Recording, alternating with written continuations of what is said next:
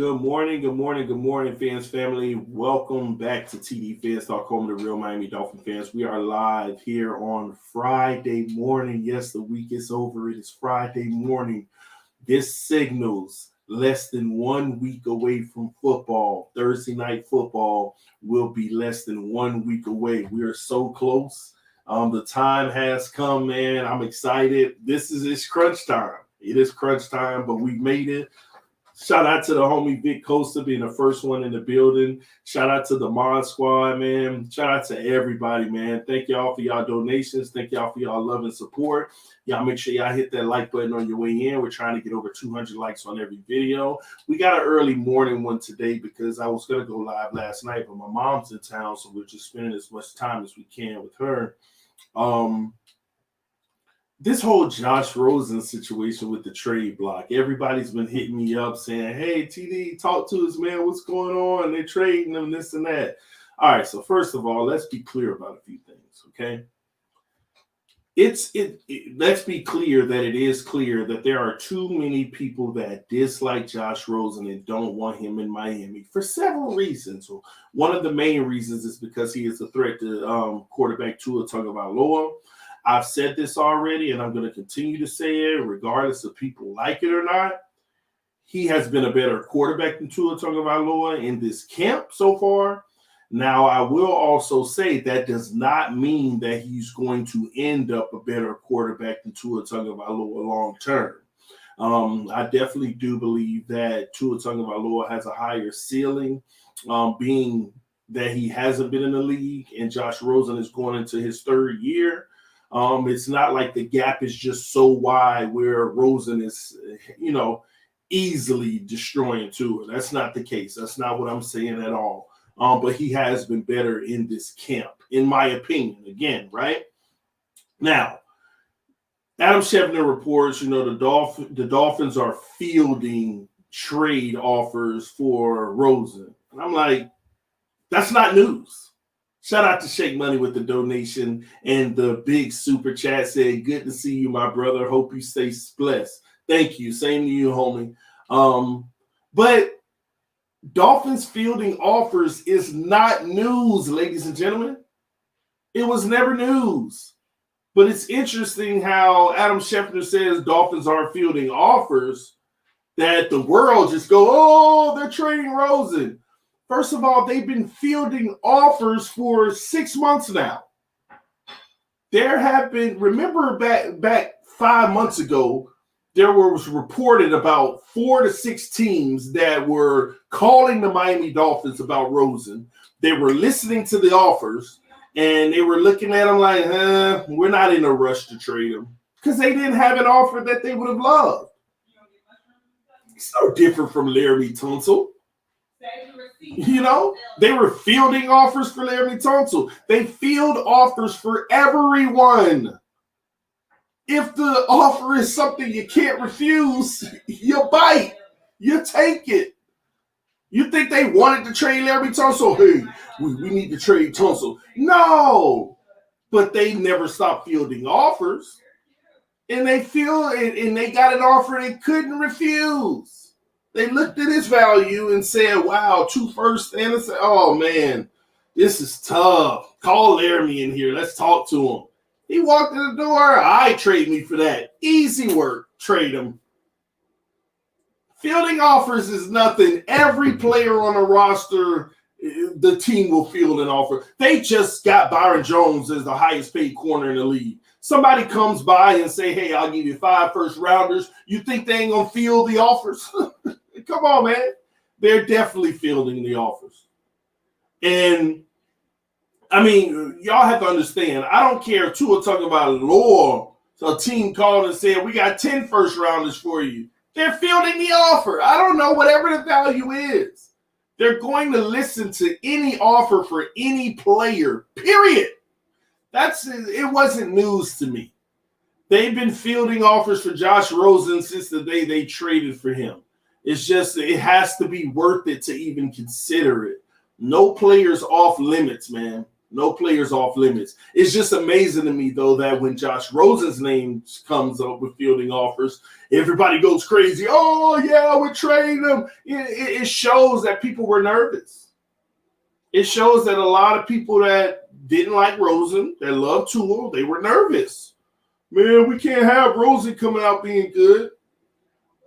And it also showed that straight up people didn't. There's a lot of people that don't want Rosen in Miami because Tua's supposed to be the future.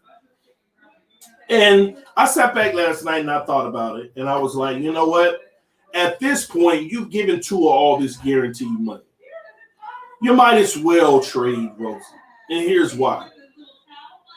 You're going to be pressured and see, I would like to think that Flores is the type of coach that says, it doesn't matter, man. We're going to keep these guys on the roster. Best guy plays, and they're going to keep competing, blah, blah, blah. But this kind of tells me if they do it, if they actually trade Rosen, it kind of tells me, that this regime could succumb to the pressures at B. And why do I say that is because I have no clue why Josh Rosen wouldn't remain on this roster even if he was the third string guy. I have no clue why. You got Fitzpatrick, who you don't know if he's even going to be able to make it through the season with his arm. Not to mention, what if an injury occurs? So what do? Just throw Tua in there? Most reports say the kid may just not be ready yet. And maybe you do throw him in there. But you have no security after that? No backup after that? For me, forget the fact that I like Tua, don't like Tua, I like Rosen, don't like Rosen. Forget all that mess. It just wouldn't it wouldn't make sense to me why a team wouldn't be. I think it would be smart to just keep Rosen on this roster just in case, if we're not going to start him. Which, again, all of this can be blown smoke and this and that. The only reason that makes me feel like it isn't so overblown is that I really do think that Flores has got it in his mind that Tua is the future. That's what we need to prepare for, period. Why do you say that, TD? Is because when he had his press conference yesterday in the morning, he said, see, I pick up on words and demeanor and the way things are said. And Flores said about Fitz and his value to the team. And he said Fitz is such a leader, man. You know, how he takes Tua and teaches him everything. Oh, and Rosen. It's like he threw Rosen on there as an extra. And those things matter to me. You know, what's on your mind is what comes out initially. He said the way he's trying to teach, Tua and Rosen, and like, oh, I can't forget that. I don't want the controversy. So it kind of makes me feel like, yeah, I think Flores is at that point where he has to, he's on, we got to focus on getting Tua ready for the future. And Rosen is a good backup plan, but we're also fielding offers because if the right offer comes, we're going to trade it. And listen, I don't know what the right offer is. I'm going to be honest with you. I don't know if it's a 6th round pick, a 5th rounder, or a 4th rounder. Somebody gives a 2nd or a 3rd. That means we robbed them at this point. We robbed them. It would be highway robbery if we get that. Because he hasn't had an opportunity to increase his value at all. So I don't know what the value is. But this is where we are with this situation. All right? Now, what does this mean for Tua if Rosen is traded? We're guaranteed to see the kid play this year if he's traded. And y'all saw me on the AFC East Roundtable show 2 nights ago. Master at Work had a point, and it ain't just him. It's like 5 different people that aren't even Dolphin fans have asked me this point. And I don't get it. The 5th overall pick, and he's healthy, and he's not considered the day one starter over Ryan Fitzpatrick? What's up with that? Like, he hasn't come into camp and done anything to make people go, whoa, that doesn't make sense. And I'm going to be honest, I try to shy away from having that conversation because there's some truth to that. There's some worry to that. Then people want to keep on, well, they're being precautious. Don't look much into it. The kid will be this and that. Yeah, that's all fine and dandy, and I hope it works out that way, but it's not traditional. It's not. No, because usually you see the flashes and you see, no, it's not. And that's what worries me. And this ain't about no Tua bad session. See, sometimes we can just sit here and be a Dolphin fan and talk about the true concerns. You can be a Tua fan and you cannot be a Tua fan. But let's keep it 100, man. Does that not concern any of you all? Does it not make any of you all say, man, I hope this kid actually is good? And now, I'm the most optimistic person alive, and I'm always saying what I say and then ending it up. I still think the kid gonna turn out to be the greatest thing ever. I always say that because I hope he does. But nobody concerned whatsoever? Nobody? And Shake Money, come on, man. Please, y'all in the comment section, don't start with the Mahomes didn't beat Alex Smith. Lamar Jackson had to wait till week 8. Come on. Let's not do that. We've been through this a million times. Those are totally different situations. Alex Smith, Pro Bowl guy, a guy who literally you had to have a reason to replace him. It's not easy to just bring Mahomes in and say replace him. No, he was an established guy who's proven himself in this league. Don't sit here and say Ryan Fitzpatrick is no Alex Smith. And Flacco, a Super Bowl winning quarterback. They had to have a reason to replace him. You don't just replace your Super Bowl winning quarterback and say we brought in a rookie, bye-bye.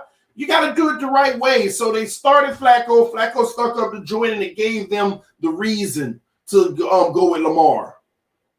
It's not a case of it's just not. It's not a case of, those guys sad. No. Flacco was trash. Yeah, at the end of his career, he was trash, but he won the team a Super Bowl. You know how many people say Ryan Fitzpatrick is trash? But if he won us a Super Bowl last year, we would be sitting here, he got to start again, man. Come on, man. Come on. Let's keep it real, man. Let's keep it real. Those situations, come on now. And then when you look at all the other quarterbacks that were drafted, and some even later, look at the situation they're in. Some of them might even start right away and have showed their team and look really good in camp. Now, time will tell, but, I have to keep it 100 with y'all. And this ain't about no Tua bad session, but I'm nervous, man. And let me tell you what I really wanted. I wanted Tua to come in, boss up, and just destroy Fitch, destroy Rosen, and just, man, oh my gosh, he's here. The future's here. And I'm not even trolling the people that trolled me for 6 months about Tua saying he's a day one starter. I'm not even trolling them. But I actually did believe the talent level of this kid was ready to roll day one if healthy, and he is healthy. But we haven't seen just jaw-dropping stuff. We haven't heard jaw-dropping stuff. We haven't them traits. We ain't been hearing it. We ain't really been hearing it, man. Joseph Bryan said Tua is the future, period. I agree with you. At this point, if they do go down the trade route, Tua is the future, period. That doesn't change the fact that our future could be grim.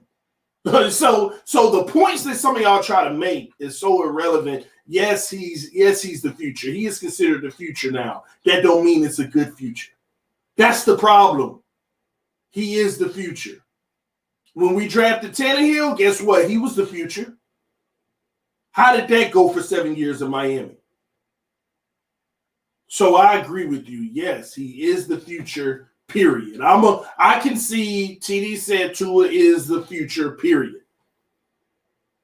But what does that future look like? Because Tua is not NFL ready despite being healthy. You know, and listen, I'm going to be fair to this kid. He don't have to be NFL ready now. But people need to go ahead and accept the fact that if he's not NFL ready right now, then he's being developed. Listen, I know people don't like that title, but if you ain't coming in this league starting day one, you're a developmental player. Now, your development can be fast, and you can come in week 8. You can come in next year to start the season, but you're developmental. They have to development you. Develop you. I said development you. They have to develop you to get you ready to start in this league. You're either ready to start in this league or they're developing you to start in this league. Most rookies are. Not most rookies drafted in the first 10. See, there's a difference. Most rookies are developmental players, but not one start drafted in the top 10. Let's keep it 100 here. Top 5 picks shouldn't have that problem, TD. Listen, I'm not going to say they shouldn't because some of them do. It's just not likely to have that issue. It's not likely, but we're having that. And everybody keeps asking me outside of the Dolphins world, you mean to tell me Tua Tagovailoa, who was revered as the best quarterback in the draft, regardless of him not being the first one drafted, ain't even starting? And Ryan Fitzpatrick is your quarterback? Let me tell y'all something, man. The best that I could hope for this season right now is Tua comes in. If Tua comes in this week and balls out and we don't know it, and that depth chart comes out and they say Tua the starter. Let's go. Will it happen out? Come on. But let's go. Kenneth said not playing Tua until the O-line in sync, period. That don't make sense, Kenneth. What if they never in sync this year? Does that mean he don't get to start next year until you know he's there in sync? I'm just curious. Help me out, bro. Help me out. What if the O-line is never in sync and they trash this year? Do you have to sit him on the bench and see if next year they've gotten better? I'm just curious. And what if they're still trash? See, this whole theory, you don't play the guy until the O-line is in sync. What if your O-line just sucks? What if your O-line sucks and they're not in sync? What if Flores fires the next offensive line coach and they're not in sync? What if they aren't in sync for 3 years? Huh? I'm just curious. And you can't say, well, that's not likely, TD. In the last 8 years, we done had 6 trash O-lines. So don't tell me that ain't realistic. That won't happen. They will draft until it's better. Yeah, Kenneth. Okay. That's my point. Let me tell y'all something. There ain't no such thing as we won't play a guy until this is better. That's all conjecture. That's people making this false football narrative. You go out there and play under the circumstances regardless. But to play Tua with the bad O-line, he will not survive. Yeah, Kenneth, but that's like having 1 or 2 injuries on the O-line. That's like saying, okay, Tua took us to 12-4 this year. We're ready. But going into the playoffs, that last game, 2 of our starting best offensive linemen got hurt. Now our O-line trash. Nah, sit them down in the playoffs. We can't do it because our line is going to suck now. That whole theory is not true. People have this mentality, you don't start them until it's ready. No, football players go out and play football regardless of the circumstance. Trash O-line, the game plan has to make it work. The O-line trash, well, we don't need to go under center. Get him in the shotgun, give him that extra second. That way he can see the pressure coming. That's what we did last year with Fitz. Every play under center, sack, trash. Rosen, Fitz, 7 games straight, trash. 7 games straight of trash.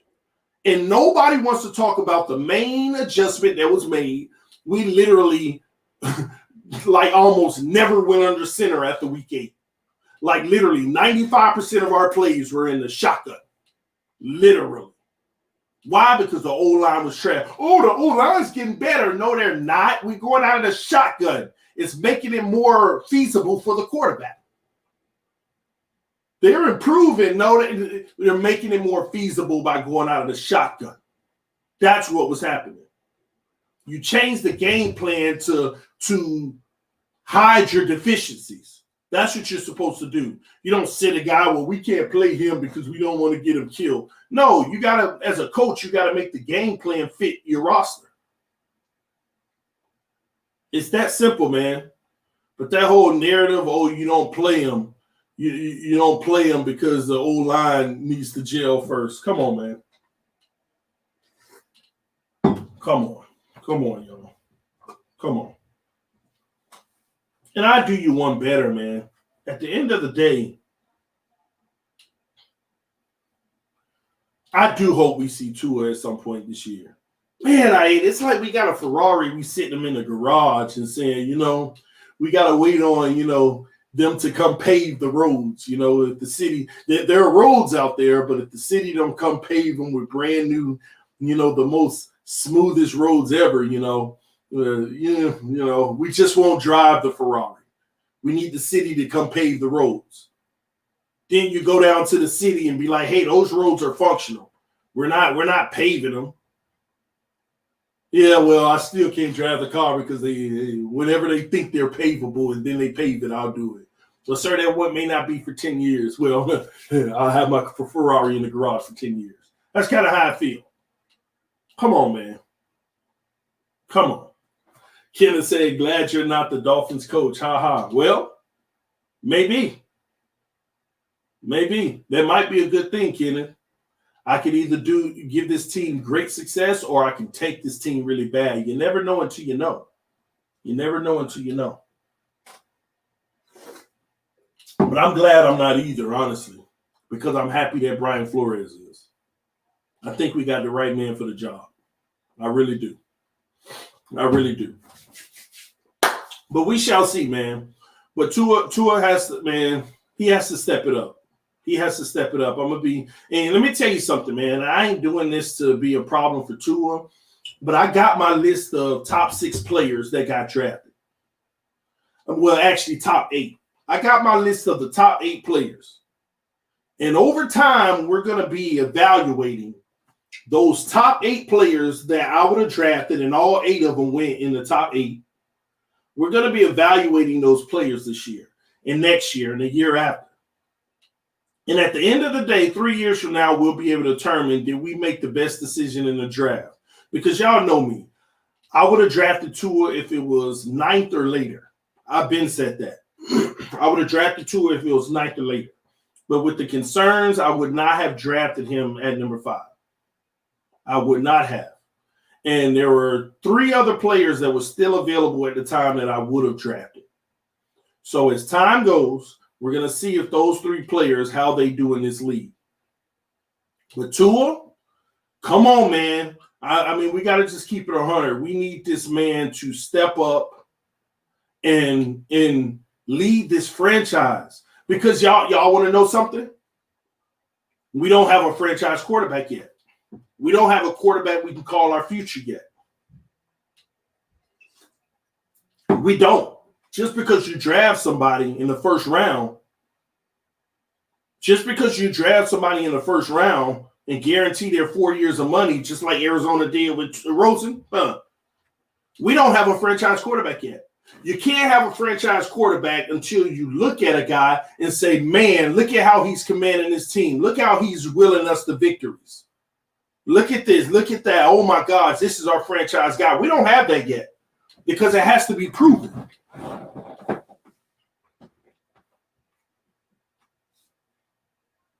It's that simple, man. Shout out to the homie Ball Game. He said, imagine having a guy come out and actually outperform the Golden Boy And for the sake of not having any controversy, the one that wasn't drafted by the organization is sent away. Hey, ball game, listen, that was my conclusion, but I try. I'm Finsanity's working on me. I'm trying my best to not be so controversial.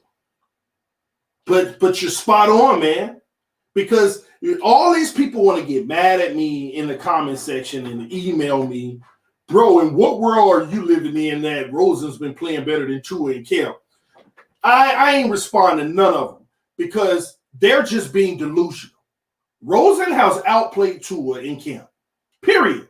Now, I'm not saying it's just crazy leaps and bounds further, but he's outplayed them. And this is where I get nervous about Flores because, and again, we don't know yet. All this can be conjecture because this is what the media does. Stir stuff up. Oh, Rosen's on the trading block. When I tell y'all everybody is. But what kills me is, well, what makes me nervous about Flores is I'm not questioning Flores' word. But best man wins the job. Not only does best man win the job, but when you do a depth chart, you need to list QB 1, 2, and 3, and you got to be fair about that. And a piece of me feels like before they list that depth chart, they're trying to see if they can get a good value to trade Rosen because the truth is that depth chart should read Fitz, Rosen, Tua. And some might even argue it should read Rosen, Fitz, Tua. Based off of what's happened in camp, because they highlight Fitz's big days. Oh, but every time Rosen has a big day, Fitz doesn't. Fitz throws picks, balls batted down, not looking great, but they don't talk about, oh, Rosen is outshined everybody. They just say, oh, Rosen had a good day today. He actually won this competition. He threw the most touchdowns. He had the most completions. He did this. And they downplay it. But Fitz does something, oh, he's clearly the leader and the starter. And Tua does something, oh, the kid's flashing. And Rosen had a good day too. But that's what the articles say. Tua had an amazing day today. Rosen had a good day too. But then when you look at the numbers and they compare them, oh, Tua's great day was just like Rosen's technically.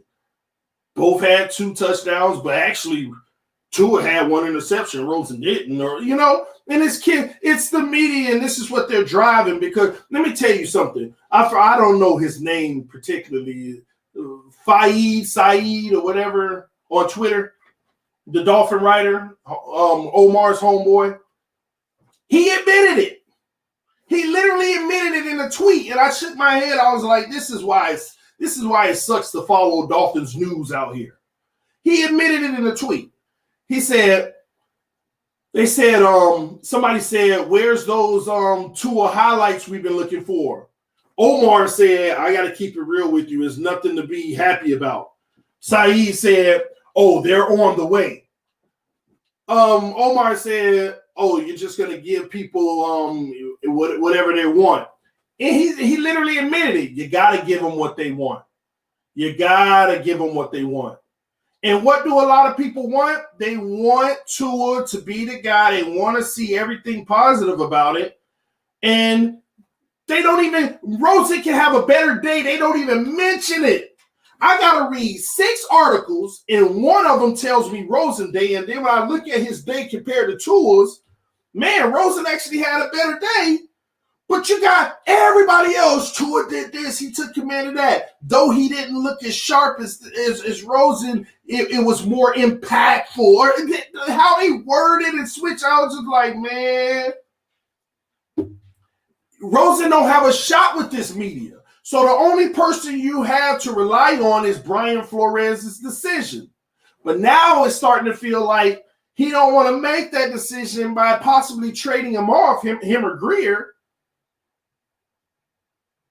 They don't want to have to even write that narrative because you got to give the people what they want. And I don't want this franchise to be that way. I don't want the franchise to be that way. I want them to call the balls and strikes how they are. Call them how they are, man. It's that simple, man. We got to start making these quarterbacks earn it, man. If Tua wants to hold on to these reins, he got to earn it. He got to come out and play big boy football. Oh, he definitely a Tua hater. Listen, Roman, it is what it is, man. Y'all can call the truth hate all you want. That's what today's society do. The truth turns into hate because you don't like it. It's the truth. It's the straight up truth. Why don't any one of y'all tell me all the attributes and the things that Tua has done that to make you feel like he's going to be the starting quarterback of our franchise quarterback so far this camp? Why don't y'all tell me? Because it won't be easy. It won't be easy. We haven't had anything that jumps out of the gym. Our own coaches don't even like sing his praise. He does this well, he does that well, but some things he does well, and some things he needs to definitely improve on. You know, that's what we're getting from the coaches. That's what we're getting. Because he's the chosen one. Josh wasn't the fan favorite or the writer, so they aren't going to highlight him because he's not their guy, which is bogus. The success of the team should be what matters. Exactly. And let me tell you what's crazy about it. They were forced to highlight Josh Rosen the first 2 days. They were forced to. Everybody, wow, this is an anomaly. Josh is the best quarterback out here right now. The first 2 days, they had to highlight it because everybody was there. All the writers, ESPN, everybody was there. The first 2 days, they had to tell the truth. Oh, it's a Josh Rosen head and shoulders. And let me tell you why they highlighted it, because Tua was that bad in the first 2 days. Well, he completed all his passes, but they were the little check downs and dump offs that made Brian Flores in the closet. And they made Brian Flores say, we can't be a check down team, though. All those little completions. Oh, he was 100% completions. They were all check downs.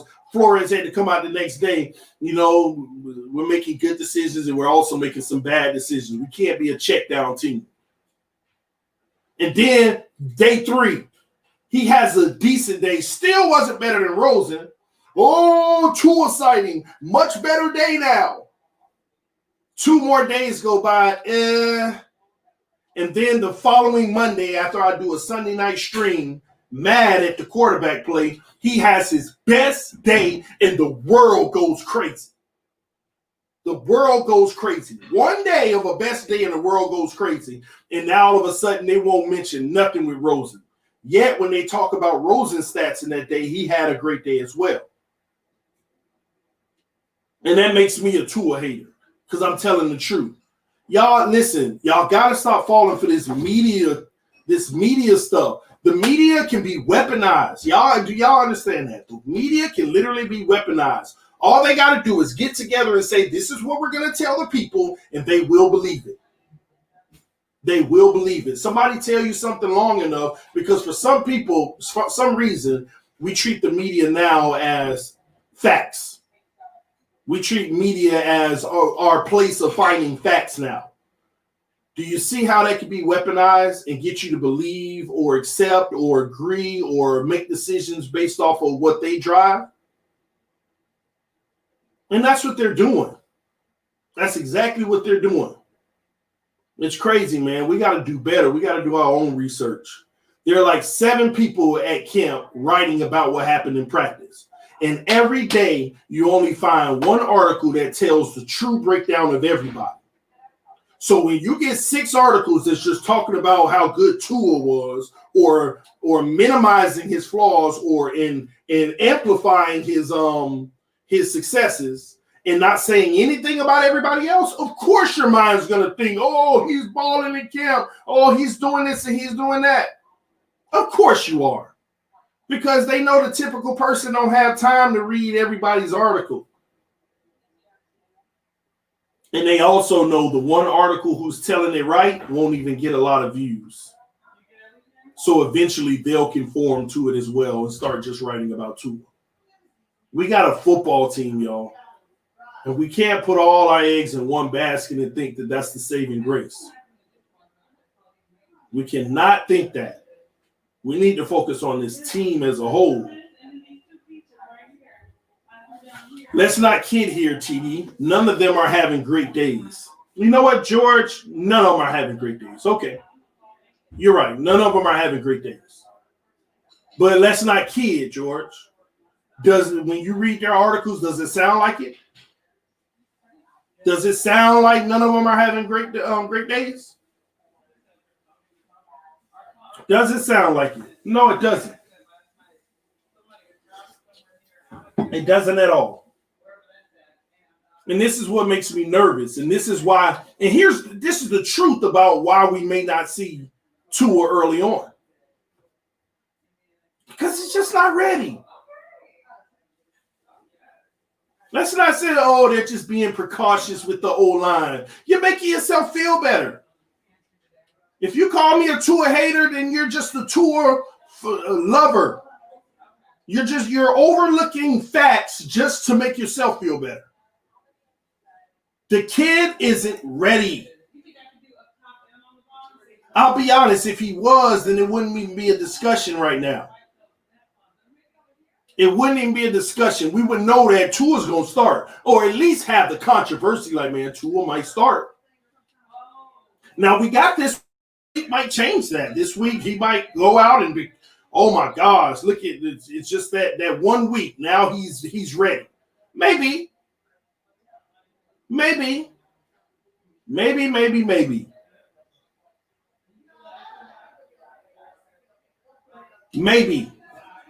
Omar was saying more good things about Tua than Rosen. It's not true. The first 3 days, Omar was the main one who had me going crazy because he was talking about how Tua's great. Then he hasn't talked about Rosen at all. So, yeah, he's saying more good things about Tua. It's easy to do that when you just don't talk about the other person. Rosen can have 3 touchdowns today, 0 picks, command the offense.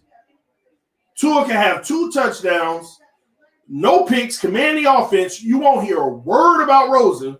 Tua commanded the offense today. He threw a beautiful pass to this person, beautiful pass to that one. Just a great day. I think the rookie's coming along. End of article. They won't even mention Rosen. So, yeah, he's saying more good things about Tua because they don't even mention Rosen. They've gotten to a point where they don't even want to mention Rosen anymore. Oh, Adam Schefter said he on the trade block. Now we can mention him. Oh, all of them writing detailed articles now. Now it's detailed articles because the people that love Tua, we give them their articles about Tua. Now Rosen on the trade block, they're going to like this too because that's better chance for Tua. Media, this is what they're doing. They're giving you what you want because you're going to click on it and you're going to make money.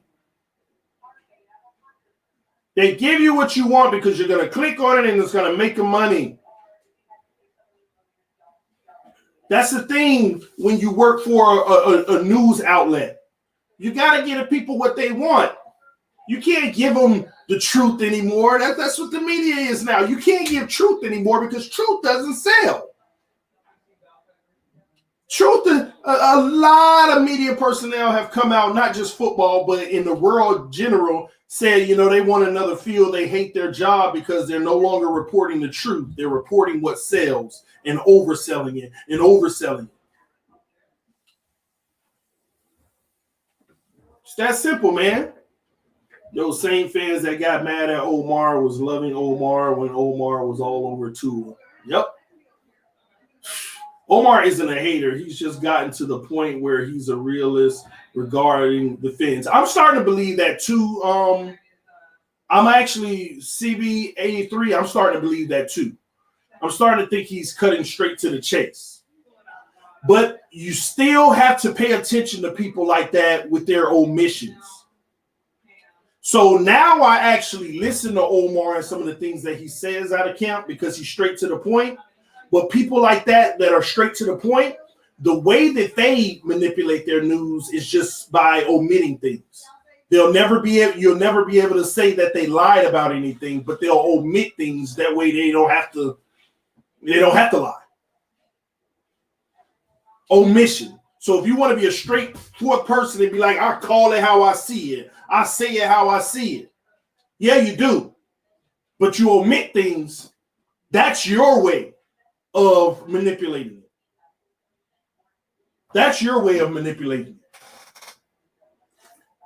it. Because if you're really covering the team and you know the quarterback, like think about it. Say y'all were a member of the media. If you were really covering the team, right?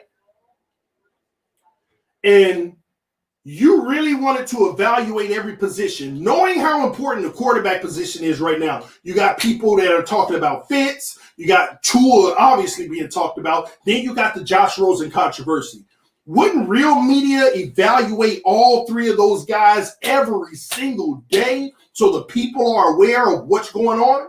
But you can't write an article about how great Tua did in camp and didn't even mention Rosen once. They've had a few of those articles on specific days. Not even a Rosen had worked with the second team, nothing spectacular, but blah, blah, blah. Nothing. So come on, man. You have to at least be able to evaluate all three. This is what Rosen did today. Pros, cons, bam. This is what Tua did. And let people see, here's the difference. This is what the news has turned into. They don't report the news. They give you an opinion for you to believe. The news is supposed to be factual information that gives you all the information and you decide. You have to decide. But that ain't the news anymore. That ain't the news anymore. It gives you opinion. Like, understand, I'm not the news. I do commentary. I do, like, when your guys, when you turn on ESPN and FS1 in the morning, and guys who evaluate the situation. But that ain't what they are. They're guys who work, they're news. They're journalists. They're supposed to give you information and you decide. They're supposed to give me information and I come on and I be a commentator and tell you what I think about it. But they have turned into the thinkers now. They haven't turned, so their opinion starts to skew on you. That's not what their job is. Like, legitimately, y'all, it's really not what their job is. Their job is supposed to be to give you the news, give you all the facts, and you decide. It's my job to give my opinion, and if you like it, you rock with me, and if you don't, this guy's delusional. Bye. That's the balance right there that is missing. It's gone. Why is it gone? Because they've determined in the last 10 years that we need to skip that process and let our journalists go ahead and be the commentators now, give their opinion, their biased opinion. Nobody needs the factual news anymore. Just get the news and you give them your take and make sure your take is whatever they want. That's what it's turned into. Not just football, politics, everything. They're telling you what you want to hear. Go on Facebook. Go on YouTube, right? Try this for a day. Put in the search topic, Biden, Kamala Harris.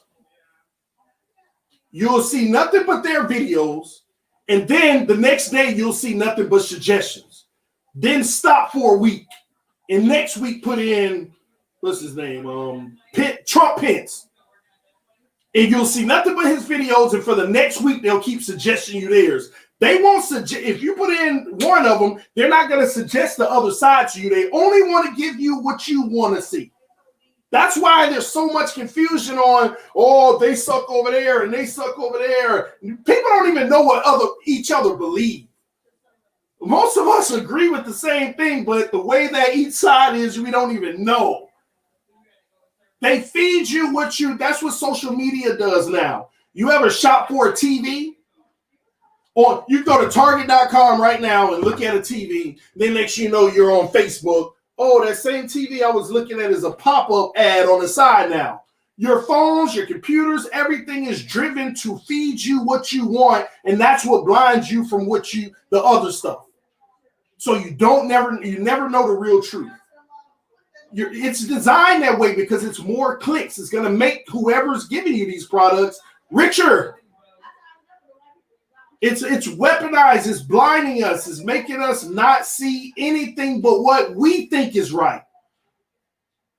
But if you open yourself up, you're going to say, oh, man, I thought I was right about that, but I didn't even know this existed. Wow. How come I didn't know this? Everybody I know that agrees with me thinks this, but wow, if you see this, man, how do we not know this stuff? Because they're only giving you what you put in the first place and keeping all that other stuff over there. It's crazy, man. And that's what's happening with our media, man. They're not letting us decide. They're deciding for us, and we're reacting off of it. It's crazy, man. Call polarization. Let me see. Omar Kelly was Tua's #1 fan. He was all about saying he's can't miss. I hope he's right. Rest assured, I'll keep this in mind moving forward. We shall see, George, because he was the biggest advocate of Tua before we even drafted him. Before last season was even over. And then the first 3 days, he was like, man, I'm a little disappointed. I don't see not one bit of flash of what I thought we were getting in this kid. Then as soon as he did once, they called Rosen trash and called Tua the next Dan Marino, but Tua can't beat out Rosen for the second spot. He's going to beat him out because they might end up trading him. That's the way that you have that. You get rid of that controversy, like Ball Game said earlier. You trade him. You get rid of the controversy by just trading him. You trade him, man. But we shall see. We shall see, man. You see all these free agents getting let go and stuff. Not free agents, but these guys getting cut from teams. Clinton Dix. I think the Cowboys are trying to go after Ed Reed. A lot of these veterans are getting cut. And will Miami Dolphins play on any one of them? I could still see them possibly bringing in help at the safety position, but we shall see. TD, what do you think we can get for Rosen? I said this earlier, Chef Steph. I really don't know, but if I was to guess, best case scenario, a fourth. Best case at this point, because he hasn't had the opportunity to really prove himself. Haven't had the opportunity to prove himself. Would you bring in Peterson as an extra RB? No, because I like Howard and Breda, and I love, the fact that we have an option between Gaskins and Laird right now. I'm good with where we are at the running back position. Yeah, Earl Thomas. I said Ed Reed. Thank y'all for correcting me. Ed Reed. Oh, man. Yes, Earl Thomas. Y'all forgive me, man. Why do people allow the media control the narrative in every aspect of our, not just football, politics also? It's no longer journalism, it's narrative. Richard, it's because we don't allow it, but it's easy for us to accept what we want to hear. So we don't allow the media to control our narrative. I said the media is weaponized, which means we're not allowing it. They just know a secret in human behavior that we will easily accept what we want to hear, especially if somebody can deliver it convincingly. It could be totally wrong, but if you can deliver it convincingly, we will accept it as fact. So don't say that people allow it. I don't want to put this on people, even though I urge people to do your own research and dive in. Verify facts. Yes, verify what you think is a fact. It's just that human behavior, there are people in this world who have studied human behavior, and those are your billionaires. Understand economics and human behavior, those are your billionaires. They pull on your human behavior strings to make their money. And some of the richest outlets in this world are media companies. They control the narrative. They control the information. I mean, it's easy, guys. I could be running for president today. Hey, guys, I'm running for president. The world could like me for any whatever reason. The world could like me. And if every member of the media, every outlet came out today and said, TD did this bad. I don't even want to name a crime because I don't want to put that on me. TD did something that is unforgivable, just something crazy. R. Kelly or something. I don't know. And I never have. That's a fact. If every news outlet reports it and don't even have a witness that says a viable source, it's over for me. That's all. As long as every news media reports it, it's over for me. Doesn't even have to be true. It's the association of it. That's when it's weaponized. That's when it's weaponized. Some people say if you want economic success, the first thing you got to do is control the media. Get your money and buy the media, and yes, they can be bought. Because I can go to every news station and say, hey, here come a few million, here come a few million, here come a few million. I need you to play this ad saying that I am the best person alive. I'm gonna get voted in. It's no different from advertisement of companies. Geico Car Insurance, fastest growing insurance company in the nation. Why? Because they spend the most money in advertisement. Over $1 billion a year in advertisement. It's power, man. Media is power. TD, I'm sorry for my phone. It puts words down that I don't say. All right, Richard. Rosen jersey 2 weeks ago and can't poop. Rosen jersey. Poop, and I was shopping for one. Wow. Rosen is a bum. Time will tell, Joseph. You probably said Tannehill was a bum too. Bums don't go to the AFC Championship game. The media 100% controls the narrative. They love chaos. It sells and keeps them in business. They will bury their firstborn to keep it this way. Yeah, that's what we're fighting against today. But it's hard to fight against something when people don't even see. They know that people are working hard in a day. They get home, they're tired. They're on social media, sapping their brain, scrolling. They're just worn out. They got to cook. They got to bathe and do it all over again tomorrow. Oh, I don't have time to go research no facts. So just tell me what it is. Oh, that's what it is. Thank you for telling me, whoever you were. They know this. They know this. And that's 80% of this country. They know that they can literally tell you what to believe. I be seeing people argue facts that ain't even facts. I'll send it to you. I'll send you the article. Wow, and there really is. And I go look it up. I'm like, there really is an article supporting this, but it left out the main topic. It left out the main point that would make this false. It left out the main topic that made this false. It's crazy, man. But they know you don't have time to do your own research. They know it. It's just like, let me tell you one of the biggest ones that was like wow to me. Y'all remember that whole hydrochloroquine thing or whatever? And I'm not the biggest fan of the White House, by the way, but y'all know the hydrochloroquine thing, right? The president said, I've been taking hydrochloroquine, and the media went crazy. They were like, oh, he's taking stuff that ain't even proven, blah, blah, blah. There are scientists that said it has no correlation to help you. So I was like, why would this man be literally sitting here doing this? So I went and did my own research. I listened to the doctors who says it works and the doctors who didn't, right? And every doctor that says that it works, they said one fact. They said if you catch COVID and you're high risk, only high risk people, if you take hydrochloroquine with the steroid, it literally neutralizes COVID. And the studies show it. And then I'm like, then why are they saying that this is a lie? Then I go read the articles that's trying to prove that it's a lie. And every doctor is saying, there is no link with hydrochloroquine when we do studies on people who have COVID. And the doctors that said, no, there is a link, they keep saying, do you notice that they're not talking about high-risk people?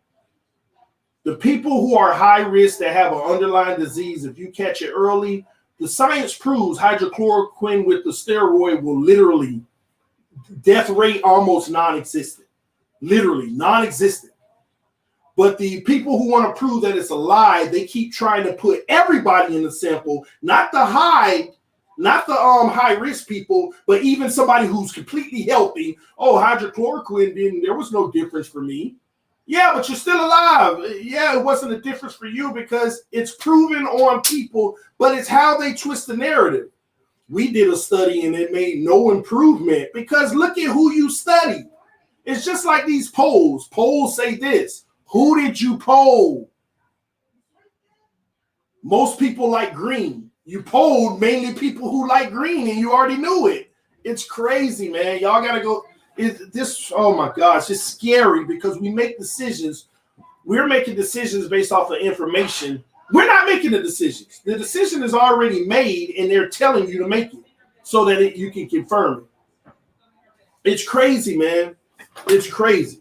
And I'm like, you could be saving people with high risk their life. This ain't got nothing to do with the president, but you could be saving people who are at high risk if they catch it early by taking hydrochloroquine and a steroid and literally making their death rate almost non-existent. But no, we got to prove that somebody's lying so we can keep the narrative. Man, come on, man. Listen, we ain't got to be a fan of the president, but at the end of the day, these are people's lives. Stop putting that in the middle. That's what I don't like. Stuff like that. Stuff like that is what I don't like, man. And that's what's happening with the media now out here, man. It's crazy. It's crazy to me, man. TD missed you, man, from 242 Bahamas. Shout out to the Bahamas, man. Y'all be safe. I'm telling you, be safe. But you manage the best way you can during this hurricane season, man. Manage it the best way you can. Oh, man. Let me see. So anyway, man, I'm really just chatting it up with y'all right now. I wanted to talk about that Rosen stuff, man. Y'all hit that like button, man. We got over 100 people watching, only 70 likes. Let's hit that like button, punch that like button, man. Show your love and support, man. 100%, Shell. They want to put fear in us. Fear sells, and fear keeps you watching. As long as fear sells, and fear literally keeps you watching. It keeps you watching. It keeps you watching. That's what fear does. They even do it with storms. A hurricane that they feel is going to come up under, they want to give a wide path so everybody in the area can watch and see if it's coming this way. And sometimes they know it ain't. They know it's not. So let's talk about our defense and more. Our defense, I'm going to be honest, is something that I just have to wait to see. I'm excited about it. Again, I am. Thank you for bringing that up because we keep talking about this quarterback controversy. Do you know there's also another controversy in the defense on the starting position? Put it in the comment section if you know what position I'm talking about. Just put the position. Put the position. Put it in the comment section. There is one position that could be a controversial starting situation. I want to see if y'all know what it is. Ooh. Javier. Ding, ding, ding, ding, ding. Cornerback. Listen. There's a chance Xavier Howard won't start. Hey, I'm just keeping it 100. I'm keeping it 100, man. There's a chance Xavier Howard won't start. Now, I know everybody, because he's coming off injury. He hasn't had the camp. But listen. Noah out there shining. Flores said in his presser, hey, even the cornerback position, that's an open competition. We're getting some great play at the corner position. That is an open competition. No, don't get me wrong. X ain't losing his spot. He shouldn't. But listen, it ain't guaranteed like y'all want to make it guaranteed. That's how y'all do. Y'all want to make stuff guaranteed because we paying him and he been to the Pro Bowl. Stop that mess. Man, and I even go a step further. Byron Jones ain't guaranteed. So all y'all who saying, oh, I'm a hater, Byron Jones ain't guaranteed either. X might tighten up and you might have X and Noah. You might have Byron and Noah. And you might have Byron and X. But all I'm saying is this is an open competition. Flores made that clear. Let me tell y'all something. First of all, let's get something straight. If you're a real football head, you know what time it is. It ain't about the money and it ain't about your status. If Noah coming out there playing better than Byron, if it's your team, who do you want to start? If Noah coming out there playing better than X, who should start? What, like y'all fall in love with guys because of their name and status? It's whoever playing the best football. Stop that old Homer lovey-dovey crap, man. Keep it on 100. Whoever playing the best football should be the guy that roll, man. Oh, the hate is real. Ain't no hate. You either stop that crap, man. Stop that crap, man. That's a weak and trash coach. If Noah's playing better than Byron, I'm gonna use Byron since y'all think I'm always hating on that. If Noah is playing better than Byron, that's a weak, trash coach to start Byron anyway. Got a kid that's a first-round pick coming out there, putting it all on the line, balling on the field. And, well, you know, he just doesn't have the status, so I'm not going to play him. He has every right, just like Byron, to earn his name in the NFL, to earn his due. Stop that lovey-dovey crap because your guy making money. Well, he the highest paid corner, TD. You don't bench the highest paid corner. Why you don't?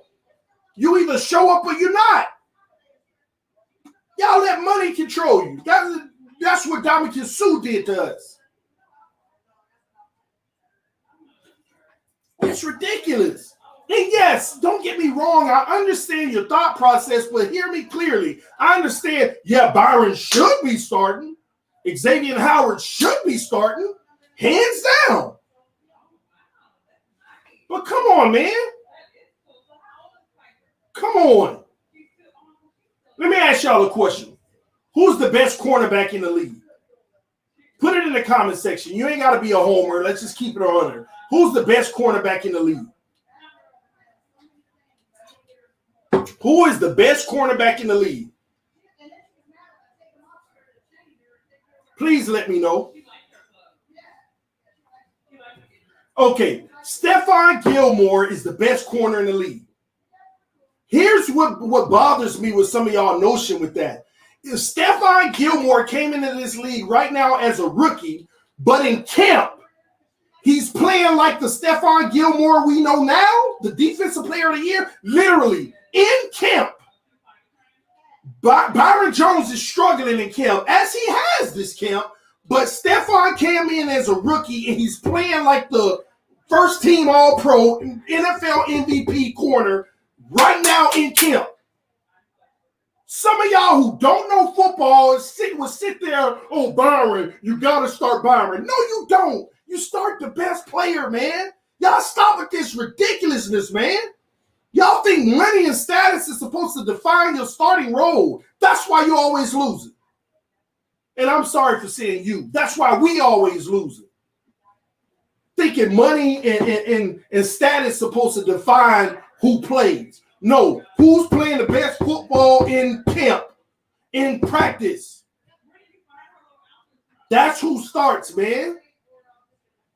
There is a such thing as the non-all-pro Pro Bowler being better than the Pro Bowler, but you got to give him a chance to prove it. Now, all of a sudden, that guy's going to the Pro Bowl.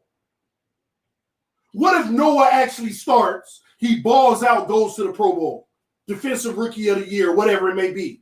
You would have never gave him that chance if you would have had that same notion that got some of y'all going like this, all TD tripping.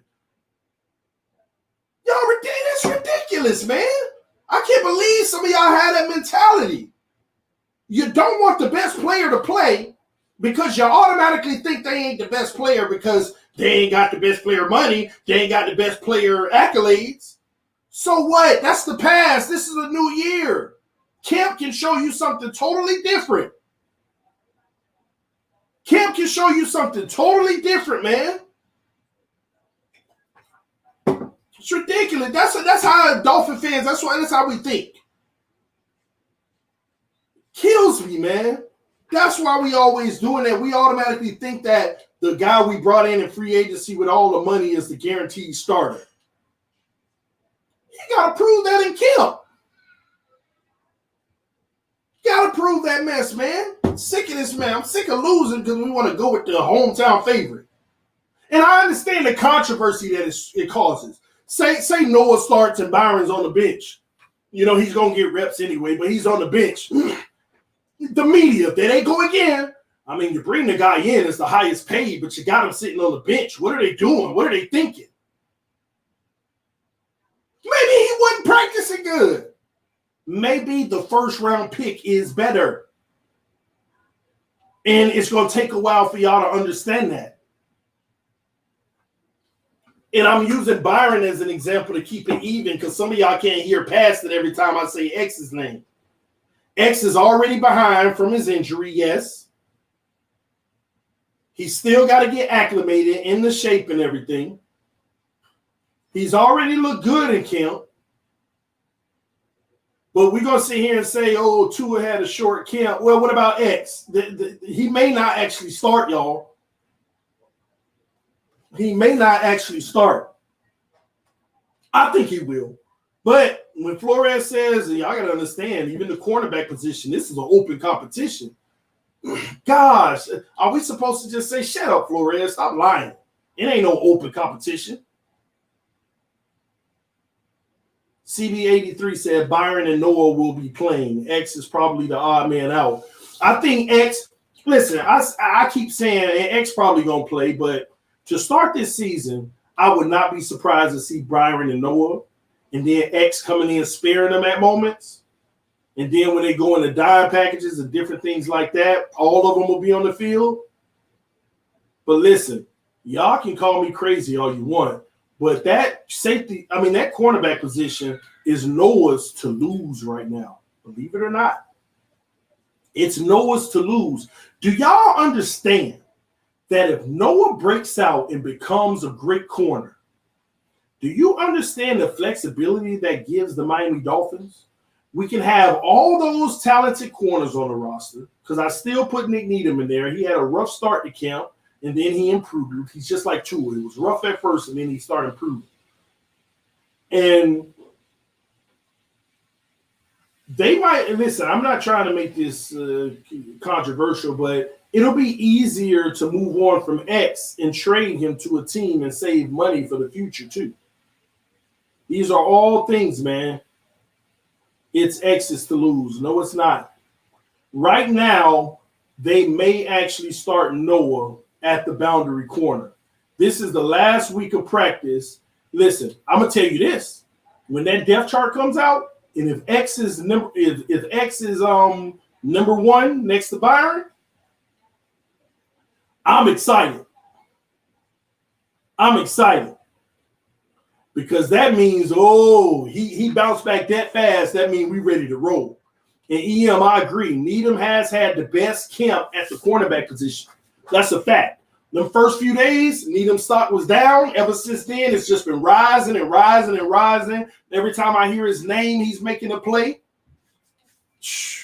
So Needham is even in as a shot. It's actually disrespectful for me to not have mentioned him in this scenario. I just know it, and you know what? Maybe I'm being a victim of what I was just preaching for 30 minutes. I'm being a victim of what the media feeding you. They highlighting the rookie, and they overlooking Needham. But I know that they have zero regard for Needham, but at least his name is being mentioned. So that tells me that gives him an even extra bump. That gives him an even extra bump because his name is being mentioned. Making plays, good decisions, in coverage. So we shall see, man. It's going to be very, very interesting, man. But listen, we're at about 9-10 a.m. I'm about to go ahead and start my day.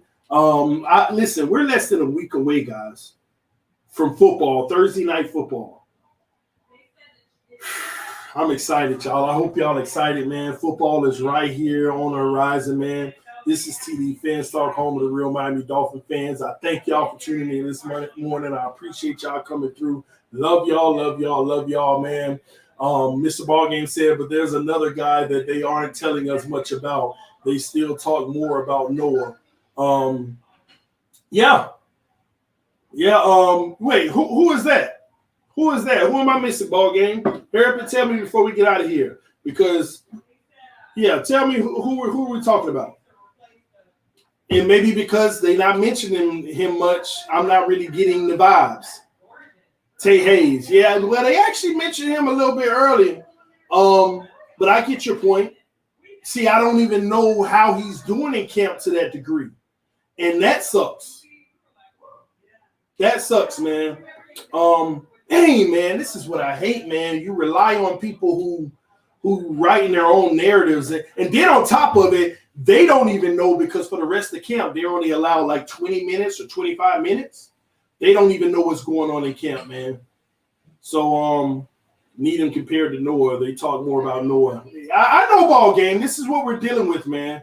But we shall see, man. Love y'all, man. I got to actually get out of here. The wife and mom been out there cooking breakfast this whole time, so I want to go enjoy that, man, and start my day. Love y'all, man. This is TD FinStalk, home of the real Miami Dolphin fans. I'll see y'all soon, man. Fins up. Hit that like button, guys. Please hit that like button. See y'all later, guys.